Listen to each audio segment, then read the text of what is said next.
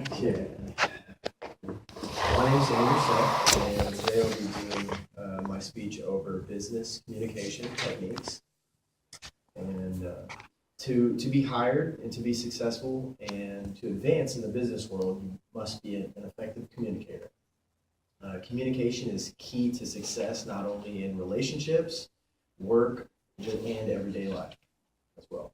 93% of daily communication is nonverbal in the workplace. And these are 3 techniques you can use to communicate effectively. The first technique is verbal communication. It is 55% body language, 7% words, and 38% tone.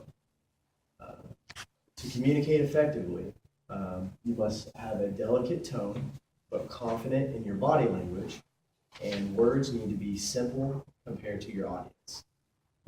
You don't want to be using specific words such as something you relate to engineering, possibly in a business world, because they would not understand. You wouldn't be able to effectively communicate that.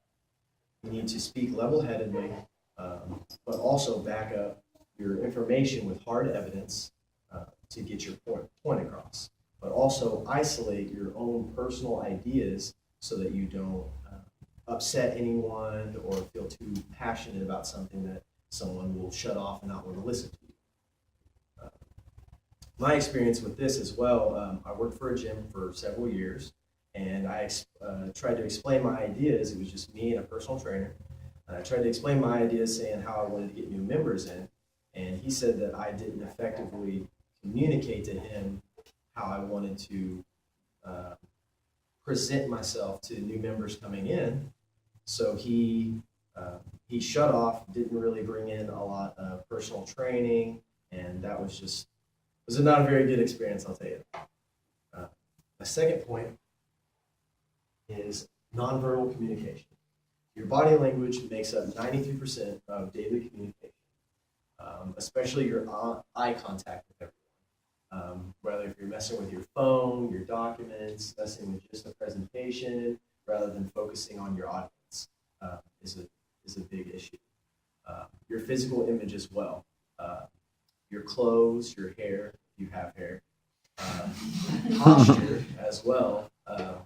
If you need to sit down in a chair or anything like that. If you have your hands folded over like this, you're acting like you don't want to pay attention to someone. So that can be a big issue. Cleanliness as well. You wouldn't want to go to a Fortune 500 company, dressed in jeans and just a t-shirt and maybe a ball cap.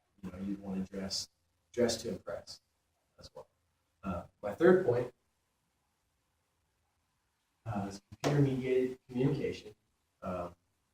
Email can be time efficient as well instead of business letters, but also it can be very troublesome. Waiting for the last minute to send an instant message to somebody, email, anything like that. What if your internet shuts off? What if your program's not working?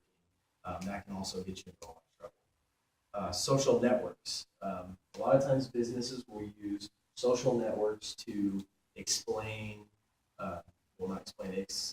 to bring in new business.